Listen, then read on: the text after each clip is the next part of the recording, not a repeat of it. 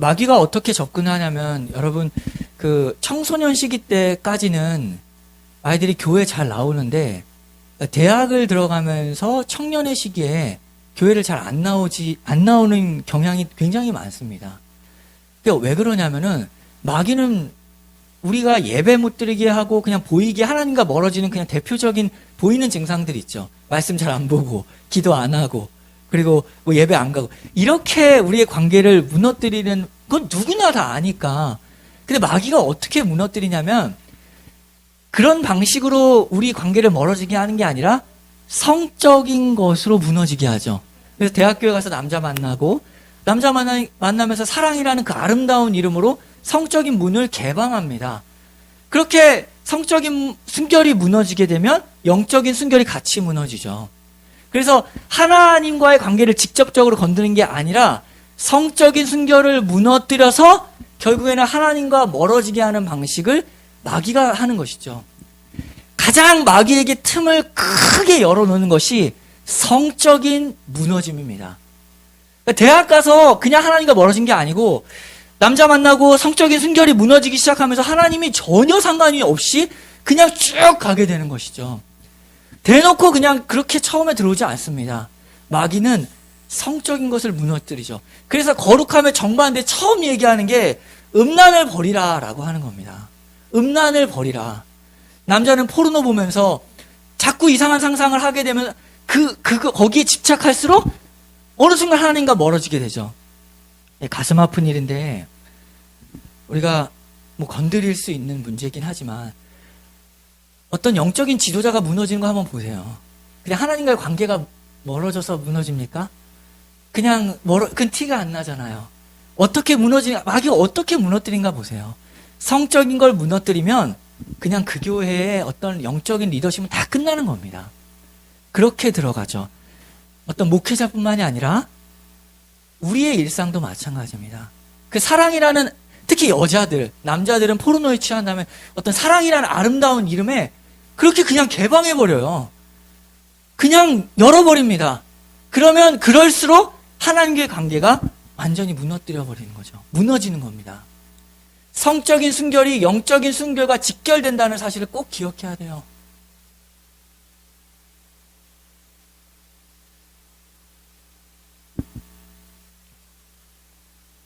실천적인 지금 바울이 이야기를 하고 있습니다.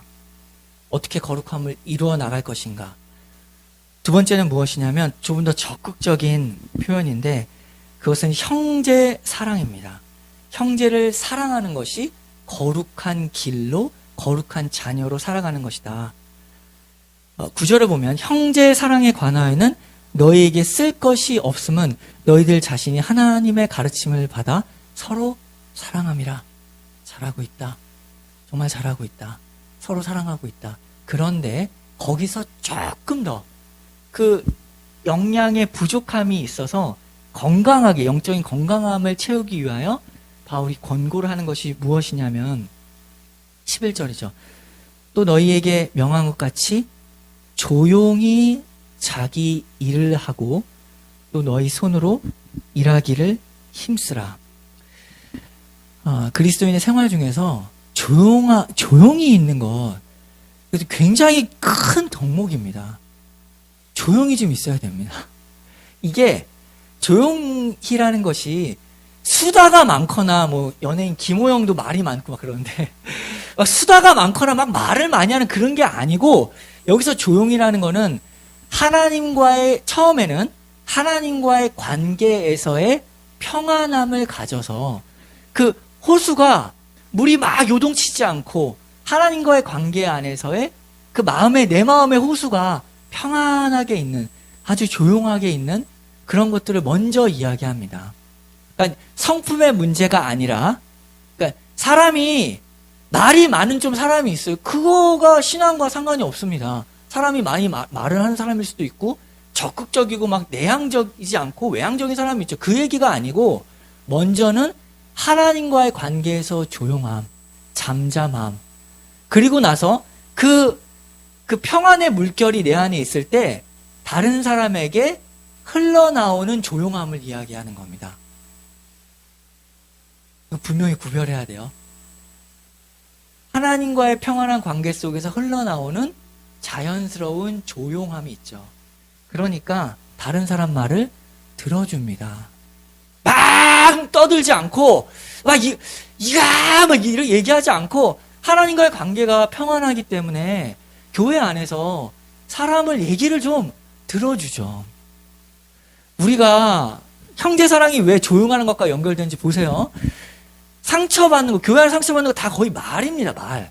판단, 말. 나를 함부로 판단하고 하나님과의 관계에 조용한 사람은 다른 사람에게도 사실은 조용하게 들어주고 이해해주는 자리에 서게 되죠. 와, 네가 이거 했다 저거 했다. 이게 사람에게 드러나는 것이고 원래는 하나님과의 관계가 굉장히 불안한 사람이에요. 교회 안에서 다 말로 죄했죠. 형제 사랑과 조용함이 이렇게 연결됩니다. 조용히 좀 있어라. 그게 말하지 말라는 게 아니고 하나님과의 관계에서 평안함을 가져서 그 평안함 속에서 자연스럽게 평안한 마음들이 흘러나와라. 그 표현되는 거죠. 잠언은 하나님의 자녀가 아주 실생활에서 구체적으로 어떻게 해야 되는지를 드러내는데 잠언 10장 19절에 보면 이렇게 말합니다. 말이 많으면 허물을 면하기 어려우나 그 입술을 제어하는 자는 지혜가 있느니라. 이 지혜는 세상의 어떤 처세 지혜가 아니고 하나님이 주시는 지혜입니다. 하나님 안에 관계가 아주 돈독하기 때문에 하나님의 지혜를 주셔서 말을 좀 듣죠. 자기를 막 주장하지 않고 듣죠. 입술을 제어하는 자는 지혜가 있느냐. 그러니까 신앙생활 진짜 조용히 해야 됩니다. 조용히. 떠들지 말고 막 복음을 뭐 홍보하지 말라는 얘기가 아니고 마음을 차분하게 다른 사람이 볼 때 요동치지 않고 차분하게 하나님 안에서 조용히 있어야 돼. 조용히 자기 일을 해야 됩니다. 저기 보세요. 너에게 명한같이 조용히 자기 일을 하라. 다른 사람이 볼 때 민폐 끼치지 말라. 그리스도인에서 건강하게 신앙생활하기 위해서는 자기가 손으로 일해서 먹고 살고 다른 사람한테 짐이 되면 안 됩니다. 다른 나의 가까운 사람들에게 내가 짐이 되는 존재가 되지 않아야 되는 것이죠. 사회생활도 해야 되고 그리고 나라에 대한 책임을 가지고 한 사회인으로서 건강한 사회인으로서 살아가야지 자꾸 예수님 믿는다고 사람한테 짐 되면 안 됩니다. 그래서 이거 실천적인 이야기예요. 실천적이고 도덕적인 어쩌면 이야기입니다. 짐이 되지 말고 패가 되면 안 됩니다. 다른 사람 보기에도 하나님의 자녀가 자녀답게 올바르게 건강하게 서 있어야지 자꾸 짐이 되고 어떻게 하면 손 벌리고 이런 행동이 결코 덕이 되지 않는다는 얘기를 하는 것이죠. 그게 형제 사랑입니다. 다른 사람을 사랑한다면 자기가 서 있어야 되죠. 자꾸 짐이 되면 안 된다는 것을 여러 번 얘기합니다.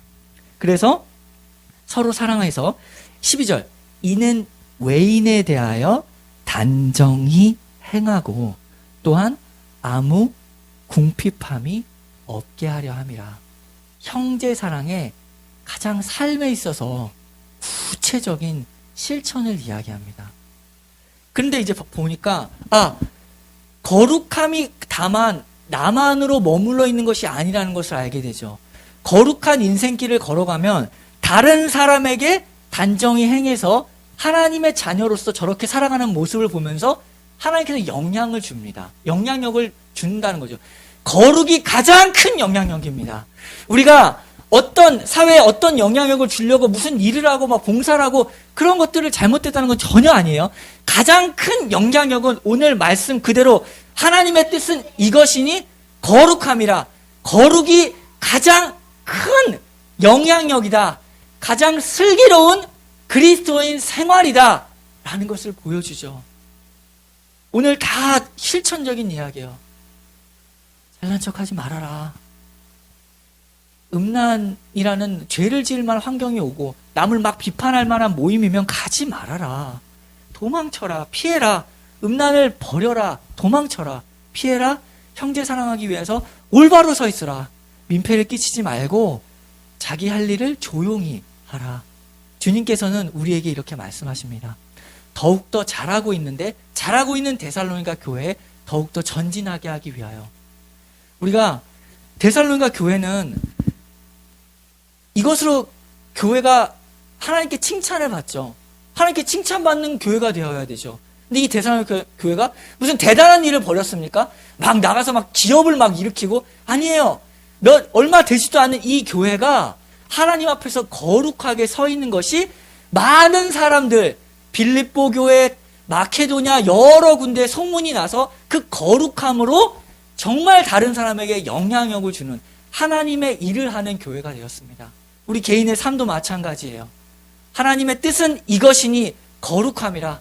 그것이 하나님이 나를 향한 계획이고 하나님의 뜻이다. 나의 사명이다. 라는 것을 기억하는 교회 되길 바랍니다. 같이 기도하겠습니다.